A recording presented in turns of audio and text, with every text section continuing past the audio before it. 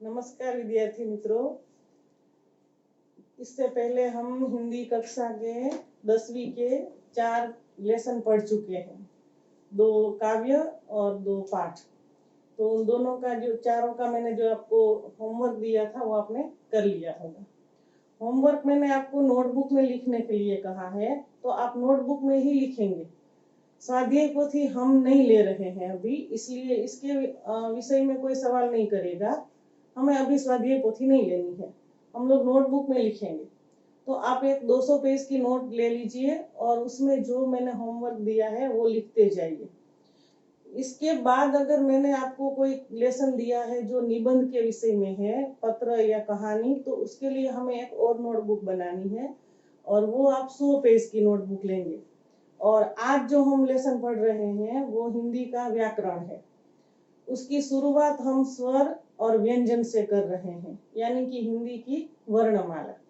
तो हिंदी वर्णमाला जब हम शुरू कर रहे हैं पढ़ने का, तो ये जो मैं आपको पढ़ाऊंगी यहाँ बोर्ड पे, उसको आप लिख लीजिएगा। किसमें लिखेंगे? इसको निबंध की नोटबुक में लिखेंगे। निबंध की नोटबुक जो आप बनाएंगे उसमें पहले पेज पर आपका नाम और अनुक्रमणिका हो जाए, उसके बाद जो पेज होगा उस पर पहला आपका ये लेसन होना चाहिए। यानी शुरुआत करेंगे आप लोग ऐसे कि हिंदी की वर्णमाला। तो हिंदी वर्णमाला में जब हम शुरू करेंगे तो पहले आएंगे स्वर। वर्णमाला का मतलब क्या होता है? वर्ण यानी अक्षर, अक्षरों की माला यानी वर्णमाला। तो हिंदी में जब हम स्वर और व्यंजन सीख रहे हैं तो शुरुआत हम स्वर से करेंगे। स्वर जो है हिंदी में कुल 11 होते हैं। अ, आ, ई, उ, ए, ऐ, ओ, औ, री। बिंदी यानी अनुस्वार और विसर्ग, ये हम हमेशा लास्ट में कई ऐसे शब्द होते हैं जिसमें विसर्ग लगता है, वो मैं आपको बाद में बताऊंगी। अभी आपको इतना याद रखना है कि ये 11 स्वर है, एक अनुस्वार है और एक विसर्ग है। इतना आप लोगों को स्वर में याद रखना है और लिखना है। अब प्रश्न ये होता है कि स्वर का उपयोग क्या होता है वर्णमाला। तो जब हम कोई भी अक्षर लिखते हैं, यानी कि हमें जब भाषा लिखनी होती है उस समय कोई भी अक्षर बिना स्वर के नहीं होता है, उसमें स्वर जरूर रहेगा। यानी कि व्यंजन में जब स्वर जुड़ेगा तभी कोई अक्षर बनता है।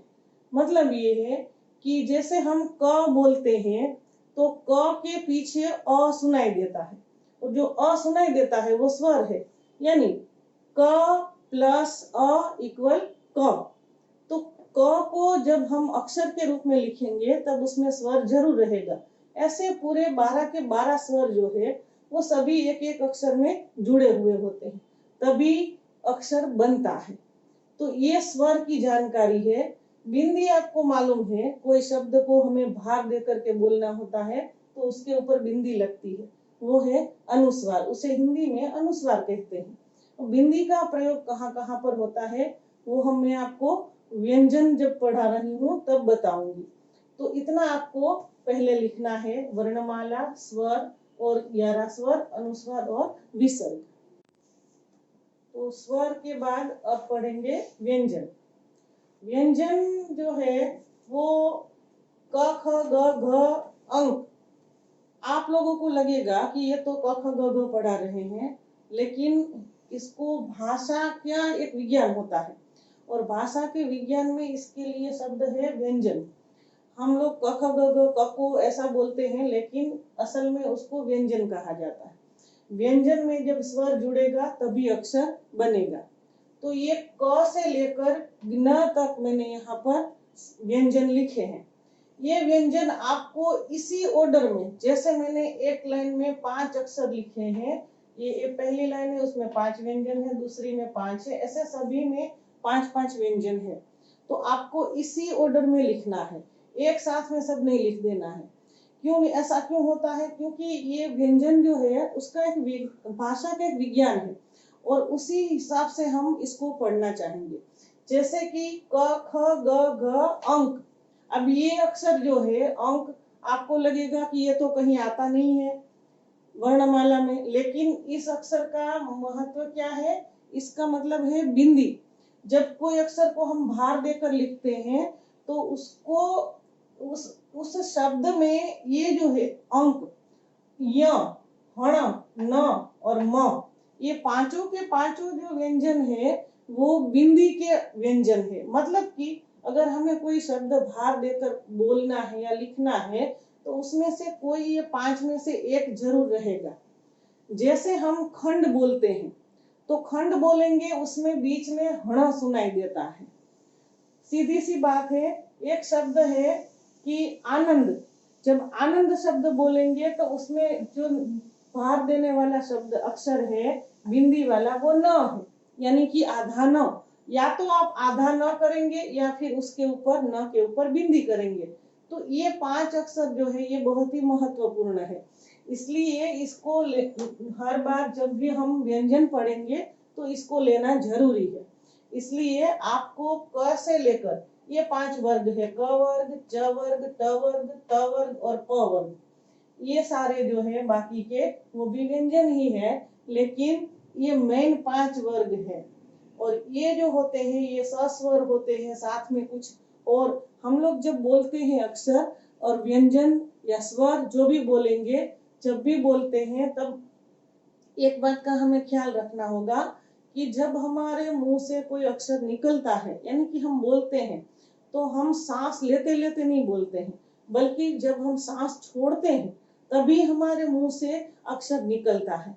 इसका मतलब ये है कि अक्षर का बाहर आना हमारी स्वर पेटी से, उसका सीधा संबंध हमारी सांसों से होता है।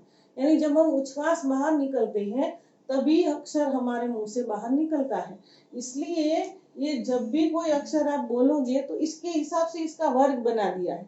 मतलब ये कि जब भी हम कोई अक्षर बोलते हैं तो हमारी जिह्वा यानी कि जीभ जो होती है वो हमारे मुंह के कोई ना कोई एक हिस्से में स्पर्श करती है, टच करती है। उसी हिसाब से इसका वर्ग नक्की किया गया है। मतलब कि ये क वर्ग जो है यानी क ख ग घ अंक वो कंठीय कहलाते हैं। क्यों?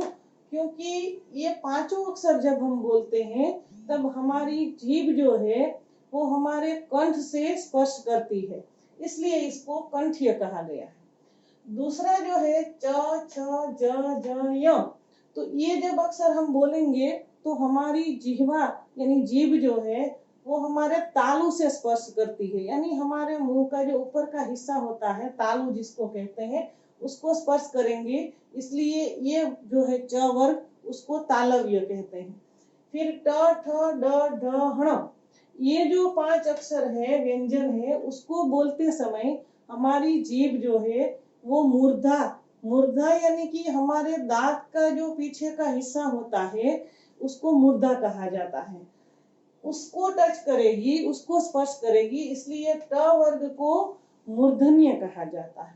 उसी तरह से त वर्ग है त थ द ध न, ये पांचों अक्षर जब हम बोलते हैं तब हमारी जीभ हमारे दांत को स्पर्श करती है। यानी कि आप बोलकर देखिएगा तो तुरंत पता चल जाएगा। शायद एक आध बार मैंने 9th में भी आपको ये समझाया है, याद करिएगा, रिवीजन कीजिएगा। तो त थ द ध न जो है वो दंत्य है।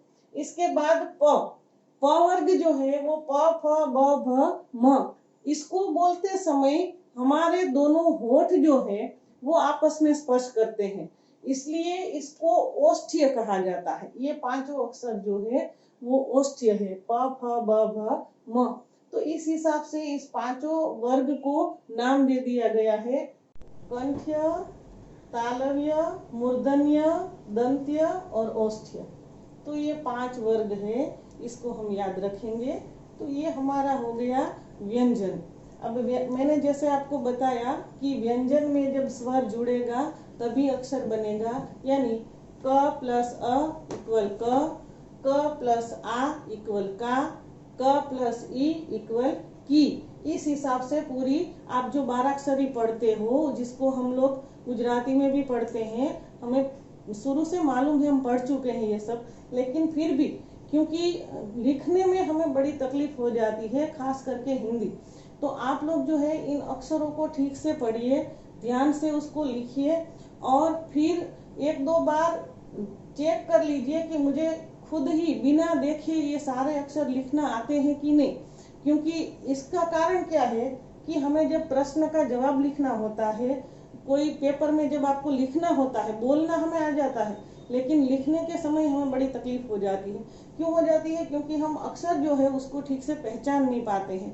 ग की जगह घ कर देते हैं, ज की जगह ज कर देते हैं। इसलिए तो स्वर और व्यंजन पढ़ना बहुत जरूरी है। हम लोग हमेशा व्याकरण की शुरुआत पढ़ने की करते हैं, तब स्वर और व्यंजन से ही करते हैं। तो इसमें आपको एक होमवर्क में ऐड दे देती हूँ, उसको भी इसके नीचे आप लिख लीजिएगा। ये जो लिख लीजिए, उसके बाद पहले स्वर लिखिए, फिर व्यंजन लिखिए, और उसके बाद आपको क्या करना है कि क, ख, ग और घ, ये 4 अक्षर जो है उसकी 12 अक्षरी आप लिखेंगे।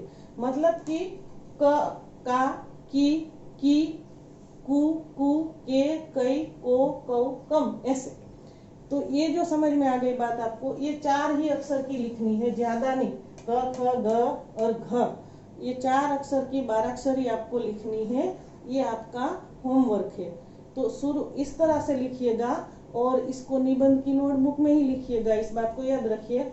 इसको 2 नोटबुक मैंने कहा शुरू में आपको 2 नोट बनानी है। एक 200 पेज की, जिसमें कि हम जो पाठ और काव्य पढ़ेंगे उसका होमवर्क करेंगे, और दूसरी नोटबुक हम निबंध की बनाएंगे।